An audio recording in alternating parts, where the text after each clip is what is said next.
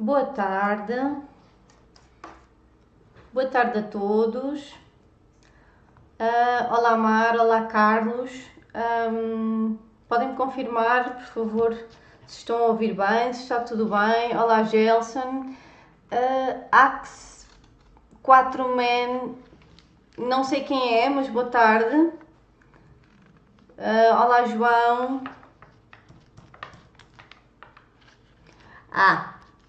Olá Hugo. Convém depois mudar o seu nome, está bem?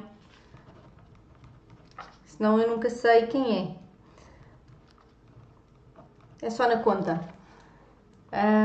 Tudo ok, Carlos? Ok. Muito bem.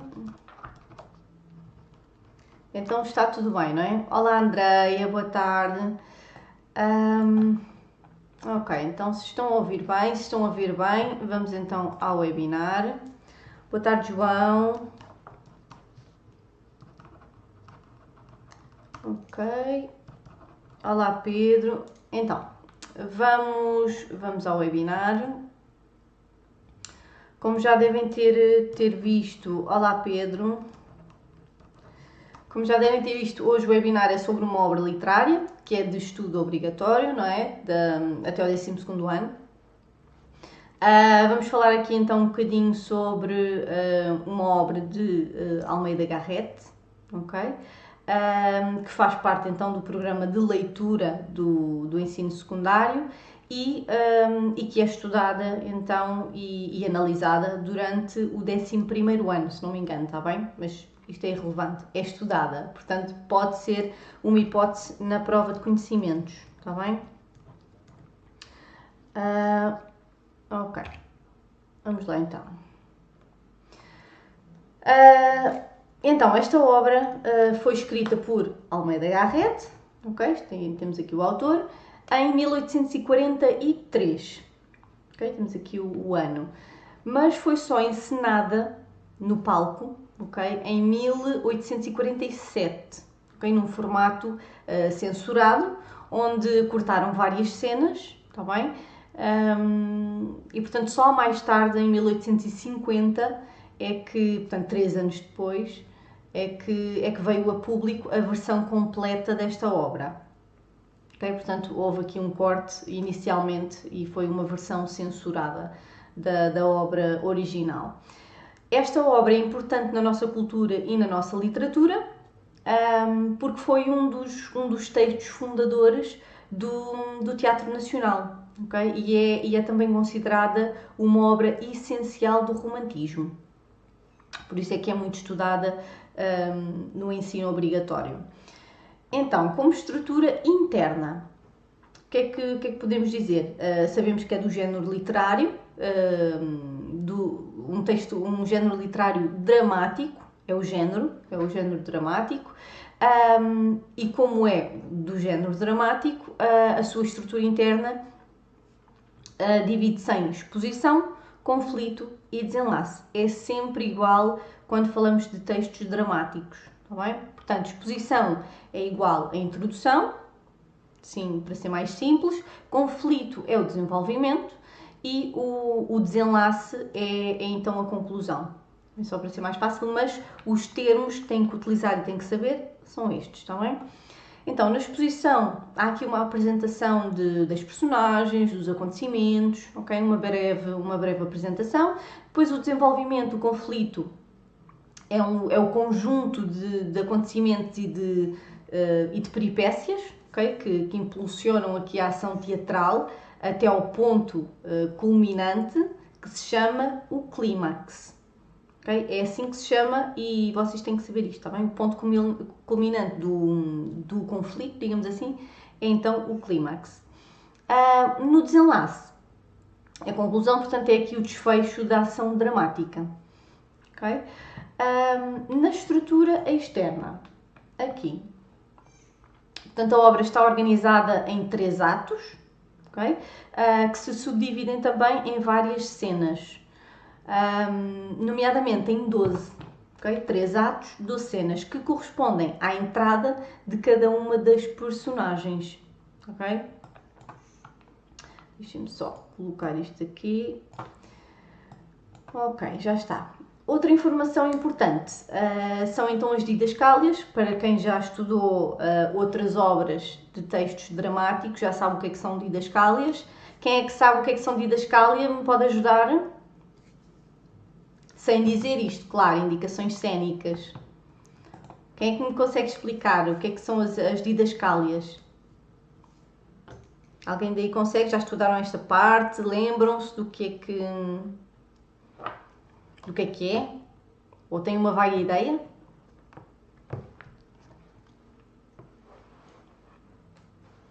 Que não são lidas.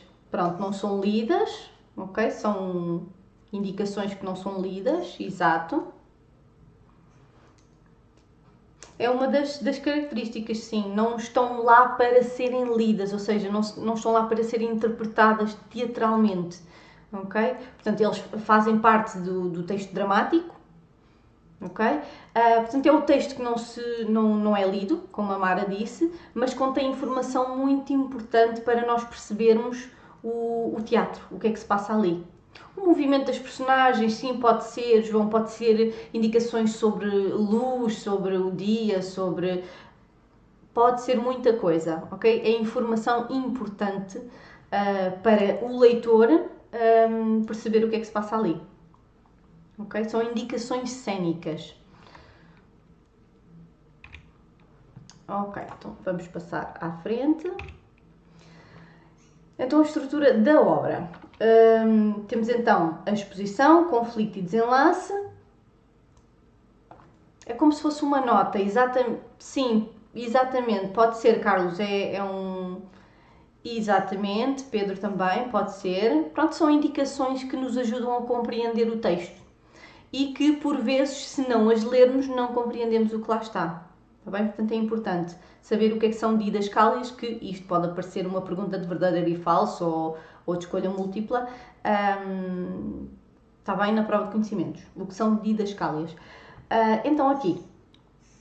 Estrutura da obra. Exposição, conflito e desenlace, já sabemos. A exposição, como eu disse, é os antecedentes da ação. Okay? O conflito, falámos aqui que era o desenvolvimento da ação, por assim dizer, e o desenlace é então o desfecho da ação. Okay? Tudo tem a ver com a ação em si. Isto é o resumo da estrutura. Então, vamos fazer aqui um resumo muito resumido da obra, que é para vocês também saberem o que é que estamos aqui a falar, porque é importante, porque se sair este texto na prova de conhecimentos, vocês têm que ter uma ideia do que é que se passa, não é? O que é que se passou aqui, o que é que fala a obra. Então, a história passa-se no século XVI e retrata aqui a vida de Manuel de Sousa Coutinho e da sua mulher, Dona Madalena de Vilhena. Eu não sei se alguém se lembra desta obra, lembram-se vagamente ou nada. A maioria de vocês. Lembram-se de alguma coisa? Pelo menos o resumo. Assim, numa frase, muito rapidamente, um resumo disto. Ou o tema. Se não se lembrarem, também não há problema, porque vamos falar aqui, de qualquer forma, da obra. A Mara lembra-se. Ok, boa. Então vamos fazer um resumo para a Mara, não é? É um refresh da informação, não é? Então, para quem não se lembra e para quem ainda não estudou, pelo menos não se lembra, vai ser bom. Então, esta história passa-se no... Ok, alguns pormenores, não é, Pedro? Pronto. Passa-se então no século XVI, bem, já sabemos que retrata aqui a vida de Manuel de Sousa Coutinho e a sua mulher, Dona Madalena de Vilhena. A Dona Madalena era casada com Dom João de Portugal, ok? Entretanto, Dom João vai para a Batalha de Alcácer Quibir e nunca mais volta. Ele foi preso ou foi feito prisioneiro em Jerusalém. Okay? Depois de 7 anos, Dona Madalena decide casar-se novamente, dando então como morto o seu marido, Dom João de Portugal, e pronto, e casa-se novamente. Dona Madalena casa-se e desse segundo casamento com Manuel Coutinho, nasce então uma filha, a Maria. Okay? Já vamos ver os personagens, mas só para terem aqui uma noção. Podem apontar e ir apontando. Então, Manuel Coutinho nasce uma filha chamada Maria, que é uma jovem muito doente com tuberculose. Okay? Então, isto é a primeira. Aliás, estou a fazer aqui o resumo seguindo aqui estes passos, está bem? Depois temos Telmo Paes, que era um amigo e empregado de Dom João de Portugal, portanto o primeiro marido, que depois do desaparecimento de Dom João, continuou a morar na casa de Dona Madalena, com a sua família, continuando como empregado. Isto é outra informação importante. Depois, ao longo da obra, vemos que Dona Madalena vive numa inquietação, okay? Porque pensa sempre no possível regresso do marido, porque o corpo não tinha sido encontrado. Okay? Nós sabemos que ele foi feito prisioneiro, okay? Foi dado como morto, digamos assim, mas não morreu. Então ela teme o regresso do marido, porque o corpo não foi encontrado. Nisto, o Dom Manuel tem uma grande discussão com alguns governantes, que não corre bem, okay? E então decide pegar fogo à sua própria casa. Lá está, o incêndio, não é, Pedro? Decide pegar fogo à própria casa e vai morar com a sua esposa, portanto, na antiga casa de Dom João de Portugal. Então, esta inquietação que a Dona Madalena sente, portanto, que estava a falar há pouco, vai ficando cada vez pior. E porquê? Porque há um enorme retrato de Dom João ao lado do retrato de Dom Sebastião. Exatamente. Exatamente, Mara, obrigada. Então ela vai ficando pior porque há um retrato de Dom João ao lado do retrato de Dom Sebastião, okay? O rei que desapareceu também na Batalha de Alcácer Quibir, numa tarde de nevoeiro, não é? E que o povo português esperava o seu regresso, está bem? Aquele mítico regresso numa tarde de nevoeiro. Então, portanto, tem os dois retratos um ao lado do outro. Por isso é que fica aqui aquela inquietação em Dona Madalena. Mais tarde, então, no enredo, 21 anos depois, portanto, 21 anos depois do desaparecimento de Dom João, aparece um romeiro para dar notícias dele. Okay? No entanto, este romeiro, na realidade, é o próprio Dom João de Portugal. Okay? E quando ele faz esta revelação, ficam todos muito chocados, não é? E é então que Dona Madalena e Dom Manuel decidem que a única solução é irem para o convento e entregarem-se aqui a Deus. Okay? Porquê?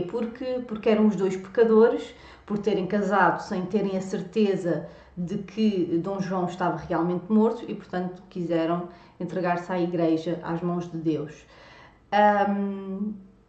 Para finalizar, digamos assim, quando Madalena e Manuel estão já na igreja para se entregarem então a Deus pelos seus pecados, Maria, a sua filha, não é a filha do casamento, entra na igreja e tenta impedir os pais, ok? Porque ia ficar sem eles, ok? Com isto, como Maria tinha uma saúde muito frágil, que eu disse ao início que era uma pessoa doente com tuberculose, Maria tinha uma saúde muito frágil e então acaba por não resistir a esta turbulência toda de sentimentos e morre. Okay? E é este o final trágico de toda esta obra. Está bem? E pronto, resumido, não posso resumir mais que isto, está bem? Tem toda aqui a informação da história em si. Depois, vocês na prova de conhecimentos é uma questão de interpretarem o texto que lá está, mas têm que saber a história, está bem? Agora, um bocadinho das personagens, não é? Então, Dona Madalena, temos aqui a primeira, Dona Madalena, é o paradigma, digamos assim, da mulher apaixonada, ok? Ela vive perseguida aqui, cheia de remorsos de ter começado ou se ter apaixonado por Miguel e pelo medo do seu marido regressar, portanto o primeiro marido, e isso torna uma mulher muito frágil, muito vulnerável, muito sensível, ok? Portanto esta é a característica de Dona Madalena. Dom João de Portugal. Okay? Dom João de Portugal. Este foi o primeiro marido de Madalena, já sabemos, que partiu para a guerra e não regressou e foi então feito cativo em Alcácer Quibir e prisioneiro então em Jerusalém. Esta é a personagem que está ausente, mas muito presente ao longo de todo o texto, porque está-se sempre a falar nele. Tá bem? E então simboliza aqui o Portugal do passado. Este é o simbolismo. Depois, Dom Manuel. Dom Manuel é um fidalgo e bom português, não é? Que se casa então com Dona Madalena e ele é uma personagem que sofre muito, ou não é que sofre muito, é que sofre maior transformação ou evolução ao longo de toda a peça, tá bem? Portanto, há que ter isso em conta. No início era uma personagem muito racional, muito seguro de si, não é? Muito capaz de lutar pelos seus ideais, pelo que acredita, mas depois de ver aquele retrato consumido pelas chamas, fica então com um pressentimento de que algo do passado vem para o assombrar e para assombrar o seu futuro. Fica com este pressentimento. Fica aqui no ar, não é? Depois temos Maria.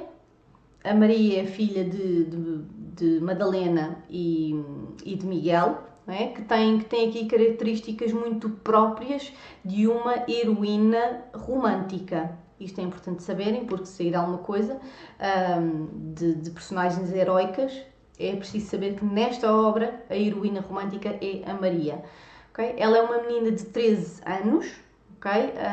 A Mara também já tinha dito aqui, exatamente, é uma menina de 13 anos que sofre aqui de tuberculose, como eu tinha dito, e por isso é uma criança bastante frágil, bastante débil. No entanto, é uma menina também muito madura, muito adulta para a sua idade, após 13 anos. É importante saber que era uma pessoa também muito bondosa e culta, portanto, porque ela gostava muito de ler, está bem? Portanto, é isso. Telmo, para finalizar aqui, o Telmo é um escoteiro e amigo de Dom João de Portugal, que tem uma presença constante na ação aqui dramática, não é? Portanto, está sempre lá, porque ele trabalha lá.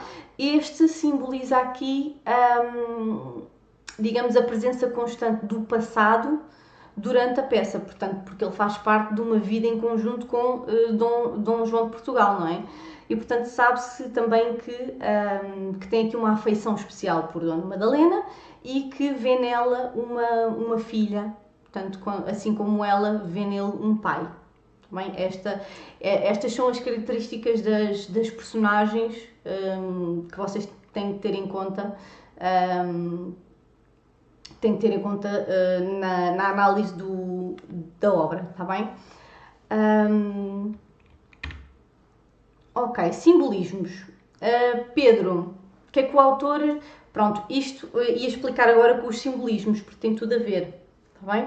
Então, há vários simbolismos aqui na obra que são importantes e se sair esta obra é muito importante que saibam isto porque normalmente é muito analisado e estudado dentro desta obra, está bem? A sexta-feira e o número 7 são os mais relevantes. Então, existem estes simbolismos importantes e que vocês devem saber. Sexta-feira é considerado o dia do azar, ok? Portanto, que sendo coincidência ou não, tudo aquilo que aconteceu de mais marcante, digamos assim, na vida de Dona Madalena, passou-se numa sexta-feira, ok? Passou-se numa sexta-feira. Então, ela casou-se numa sexta-feira, portanto, o primeiro casamento foi uma sexta-feira. O primeiro encontro com Dom Manuel, ok? Foi numa sexta-feira. Okay? A Batalha de Alcácer Quibir foi a uma sexta-feira de 1978. ok? E foi por isso, foi o dia em que o primeiro marido também desaparece, ok? Portanto, Dom João. E foi também numa sexta-feira que Dom João de Portugal regressa a casa. Portanto, tudo isto tem aqui simbolismo. Portanto, a sexta-feira tem um simbolismo muito forte aqui na obra. O número 7 também. O número 7, e nós vemos isso pela nossa fala, pelo que dizemos também no nosso dia-a-dia, então, o número 7 aparece várias vezes ao longo da obra e é por isso muito propositado, ok? É intencional, o autor faz isto de propósito. Primeira situação que eu coloquei aqui, 7 anos de buscas. Então, Dona Madalena procurou o marido durante 7 anos, ok? 7 anos. O seu segundo casamento durou 14, portanto 7 e 7, ok? 14. O terceiro ponto que eu coloquei aqui foi os 21. Dom João de Portugal esteve desaparecido durante 21 anos, ok? 7 vezes 3 ou 3 vezes 7, ok? 21. Além destes simbolismos da obra, vocês já pararam um bocadinho para pensar, e isto responde um bocadinho aqui também ao Pedro, já pararam para pensar que na nossa cultura o número 7, estamos a falar de Portugal, nossa cultura, o número 7 tem um simbolismo muito forte. Já repararam em algumas coisas que nós dizemos, que nós fazemos? Por exemplo, temos 7 pecados mortais. Ok? Temos 7 pecados mortais, não é? Temos 7 dias da semana. Ok? 7 dias da semana. Existem 7 maravilhas do mundo. Existe um webinar também sobre isso, não é? Existem 7 notas musicais. Ok? Portanto, tudo isto tem muita relevância. Nós utilizamos muitas expressões com o número 7, fugir a 7 pés. Ok, número 7, novamente, expressões como estar nas 7 quintas, também tem o número 7. Ok, tudo isto tem muito a ver com a nossa cultura. E, portanto, esta obra também retrata aqui um bocadinho da cultura. Está bem? De qualquer forma, eu coloquei aqui um link que eu acho que é importante, deixem-me ver aqui, que é um resumo também que acho que vocês devem ver. São apenas 3 minutos e meio, mais ou menos, mas é importante. Ok? Tem aqui este link. São 3 minutos e meio, é rápido. E tem aqui um bocadinho de resumo da obra. Okay? Se quiserem aprofundar um bocadinho mais, está bem? Pronto, então se não têm mais comentários, mais questões, obrigada por terem vindo, obrigada por terem participado e se tiverem, entretanto, depois ao longo do estudo e ao longo da vossa leitura, se lerem este livro, já sabem que é repetir a estrutura. Eu posso mostrar a estrutura interna e externa. Está bem, João? Esta é importante porque pode sair, se sair efetivamente esta obra, é muito possível que saia uma pergunta sobre a estrutura, está bem? Assim como todas as outras obras, tem que ver sempre a estrutura interna e externa, está bem? Pronto, então dou por terminado aqui o webinar, obrigada por terem vindo e até ao próximo webinar, está bem? Uma boa tarde a todos!